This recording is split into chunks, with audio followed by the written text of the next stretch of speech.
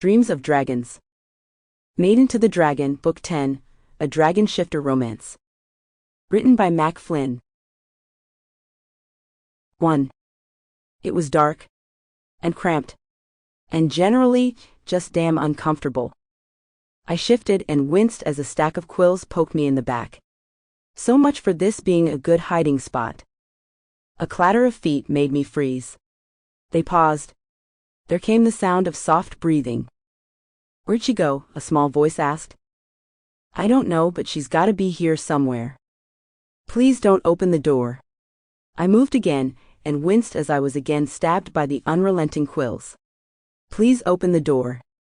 "What are you children doing in here?" a harsh voice snapped. "Run?" There was the clatter of feet, and then silence.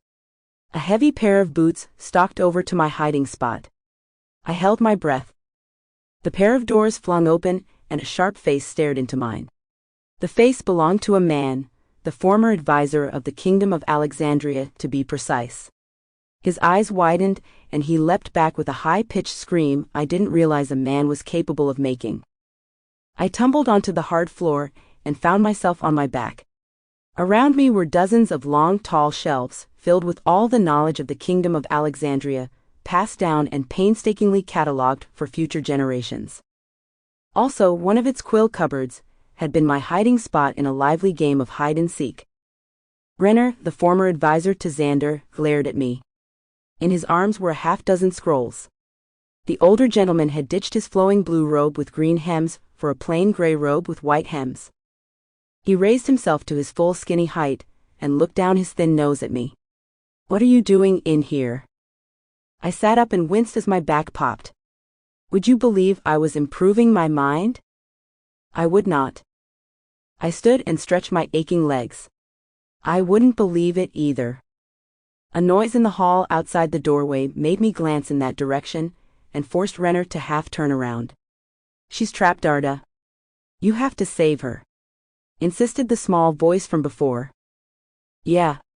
A mean man has her," the other voice agreed. "Has who?"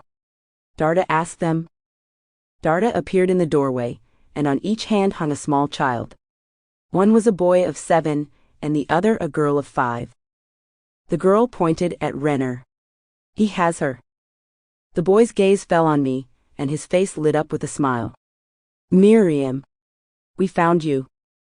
I jerked my thumb at Renner. "Actually, he found me first, so he wins." Renner looked aghast at me. "You were using the sacred library as a game room?" Sample complete. Ready to continue?